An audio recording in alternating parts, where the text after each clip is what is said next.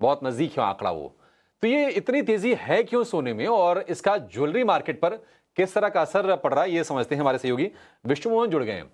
विश्वमोहन, आप लगातार कवर कर रहे हैं और मुझे याद नहीं कि आप पिछले ना जाने कितने दिनों से ये बोल रहे हैं कि रिकॉर्ड ऊंचाई पर सोना है, या रिकॉर्ड से नीचे तो आ नहीं रहा है।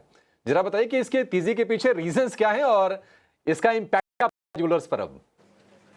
सबसे पहले अगर तेजी की वजह आप बात की है तो तेजी की वजह सबसे बड़ी वजह तो ये कि डॉलर लगातार कमजोर हो रहा है। डॉलर इंडेक्स 98 के लेवल के नीचे आ चुका है। 3 साल के निचले स्तरों पे अमेरिकी डॉलर है और अनसर्टेनिटी इतनी ज़्यादा है, चाहे वो ट्रेड वॉर को लेकर हो, यूएस के डेट लेवल हिस्टोरिक हाई पर है। यूएस में अगर आप उस क्रेडिट कार्ड के कर्ज को देखें वो भी हाई पे है, और साथ ही वहाँ पे बेरोजगारी दर लगातार बढ़ती जा रही है। तो ये सारी चिंताएं हैं जो गोल्ड को सपोर्ट कर रही है। अनसर्टेनिटी काफ़ी ज़्यादा है।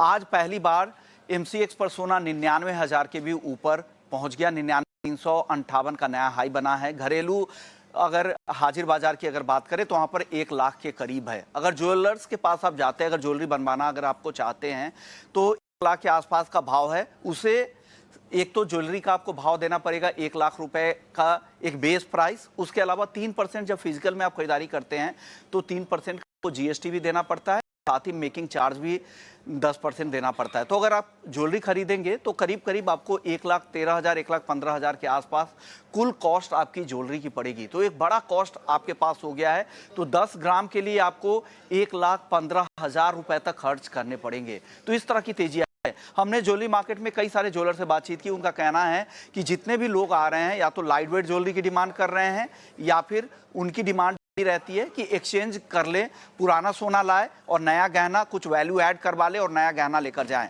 लेकिन वहां पर वो नई ज्वेलरी की खरीदारी नहीं कर रहे। तो ये एक बड़ी चिंता है। तो ज्वेलर्स इसलिए परेशान है कि उनका नया कुछ भी नहीं बिक रहा है। जो भी बिक रहा है उनके एक्सचेंज वाले ही माल बिक रहा है। दूसरी चिंता ज्वेलर्स के साथ ये हो रही है कि अगर वो अपनी इन्वेंट्री तो उनको एक लिमिट में रखना ही है, एक नॉर्मल इन्वेंट्री उनको रख कर चलना है। अगर वो 1 लाख के ऊपर खरीदते हैं, अगर भाव अगर नीचे आ जाता है, कल अगर 10% का करेक्शन अगर आ जाए तो क्या होगा, फिर उस कॉस्ट को कैसे करेगा, क्योंकि उनकी कॉस्ट ऑफ फंडिंग तो काफ़ी ज़्यादा होगी। तो ये सारी चिंता है ज्वेलरी मार्केट को लेकर है। ये चिंता है कब तक दूर होती है देखते हैं, क्योंकि कब से इंतजार है ज्वेलर्स को कि भाव कुछ कम हो जाए ताकि उनकी ग्राहकी बढ़े। अभी वहाँ पे सिर्फ और सिर्फ एक्सचेंज का काम हो रहा है और थोड़ी बहुत खरीदारी लाइट वेट ज्वेलरी की हो रही है।